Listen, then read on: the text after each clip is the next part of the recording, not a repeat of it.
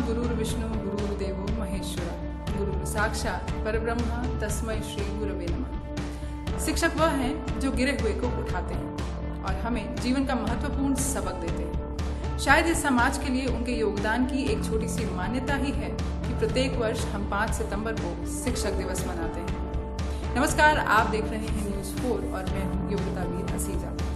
Doctor Sarvepalli Radhakrishnan ने कहा था कि शिक्षक वह नहीं जो जबरदस्ती चीजों को बच्चों के दिमाग में ठूसे, बल्कि वास्तविक में शिक्षक वो हैं जो आने वाली चुनौतियों के लिए बच्चों को तैयार करें। हो या वर्चुअल, आज के दौर में गुरुओं की भरमार है। स्टूडेंट आज जितने तरह के गुरुओं ज्ञान स्रोतों से ज्ञान अर्जित कर रहा है, ऐसा पहले कभी नहीं था। समय के साथ साथ अब न केवल शिक्षा का बल्कि शिक्षकों का भी विस्तार हुआ है। उनकी भूमिका बदली है और वह नई चुनौतियों से दरपेश है। गुरुओं के लिए ये गरिमा का समय है तो गाढ़ा वक्त भी है।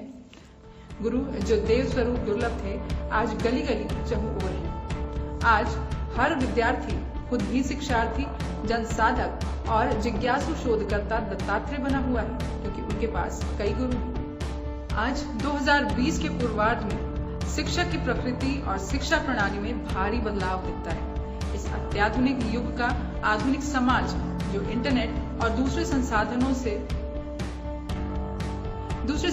से पूरी तरह इंटरकनेक्टेड है, उसमें अचानक गुरुओं की भरमार। सीखने वाले विद्यार्थियों के लिए जहां नए क्षेत्र खुले हैं, वहीं उनके लिए शिक्षकों की आपूर्ति भी हुई है। इसलिए इस दर्द के बावजूद कि देश में प्राथमिक शिक्षा शालाओं से लेकर IITs तक शिक्षकों की भारी कमी है, यह कहना पड़ता है कि आबादी के अनुपात में शरीरी और अशरीरी हर तरह के गुरु तेजी से।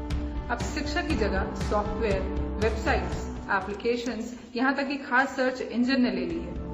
कहने का मतलब यह है कि सीखने वालों के पास अपार अवसर है, शिक्षकों के आसान विकल्प हैं। तकनीकी युग ने आज विद्यार्थियों को शिक्षक बना दिया है और शिक्षकों को विद्यार्थी। नई भूमिकाओं ने शिक्षकों के लिए अचानक नई चुनौतियां खड़ी कर दी हैं। उनकी 2 दशक पुरानी पढ़ाई मौजूदा जरूरतों और बदलाव के साथ तालमेल के लिए काफी नहीं है।